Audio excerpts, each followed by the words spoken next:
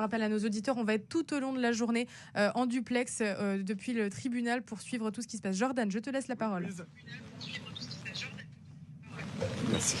Alors, je suis en direct avec le député de l'Aude, député du Rassemblement National, Julien Rancoul. Il y a beaucoup de députés, beaucoup de députés qui sont présents aujourd'hui. Pourquoi il vous semblait important de venir assister ici au procès qui voit s'affronter Claire Géronimi et son agresseur? Pour montrer notre soutien à Claire, tout simplement, on a suivi ce crime atroce donc en 2023.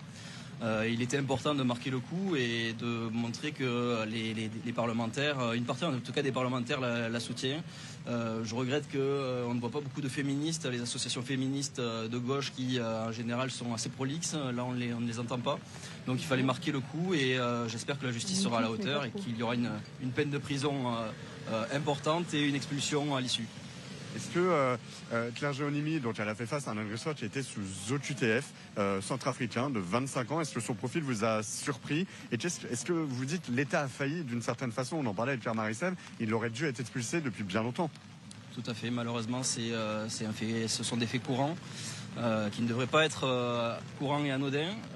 Il aurait dû être expulsé il y a bien longtemps, comme vous l'avez précisé. Il est sous OQTF depuis longtemps. Et c'est encore une fois la preuve de la faillite de l'État et du gouvernement de l'époque. Vous avez connu Éric Dupond-Moretti qui était ministre de la Justice à l'époque. Est-ce que vous dites, lui aussi fait partie des coupables? Il ne sera pas présent aujourd'hui, mais il y a une responsabilité? Oui, tout à fait. Il a tenu des propos parfaitement laxistes. C'était le ministre des prisonniers. Ça a été souvent évoqué. Il était applaudi quand il venait dans les prisons. Et c'est son bilan, tout à fait. Mais M. Darmanin aussi, qui n'a pas appliqué cette OQTF, est aussi responsable de cette situation. Ce qui est dingue aussi dans cette histoire, c'est que lorsque Claire Géronimi a été agressée, elle a demandé du soutien pour médiatiser son affaire d'associations féministes. De gauche, elle ne l'a pas reçu. De personnalité de gauche, encore moins. Au Rassemblement national, vous l'aviez reçu, vous l'aviez écouté, entendu, Claire Géronimi? Oui, à l'époque, tout à fait. Nous, on n'est pas féministe à géométrie variable.